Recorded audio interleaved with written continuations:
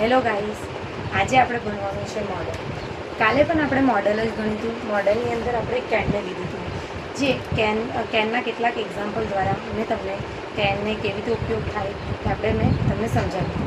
પણ આજે મેં વિચાર્યું છે કે બધા મોડલ એકસાથે મેં તમને બતાડી દઉં અને એ મોડલને બતાડીને પછી એનો ઉપયોગ કઈ થાય છે અને કયા સમયે થાય છે તે આજે હું તમને બતાવીશ. તો ચલો આપણે બધા મોડલ જોઈએ.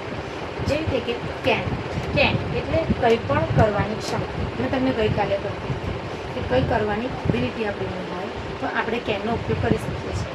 જે પ્રેઝન્ટમાં આપણે કોઈ ક્રિયા કરવાની આપણી એબિલિટી હોય તો આપણે કેનનો ઉપયોગ કરી શકીએ છીએ. એમ જ કુડ કંઈ પણ કરી શકી મતલબ કે કુડ એટલે મતલબ કે એ ઉપયોગ થાય છે પાસ્ટમાં, ભૂતકાળમાં. પણ મતલબ કે કોઈ ક્રિયા કરી શકવાની એબિલિટી હતી તમારીમાં તો આપણે કુડનો ઉપયોગ કરી શકીએ છીએ.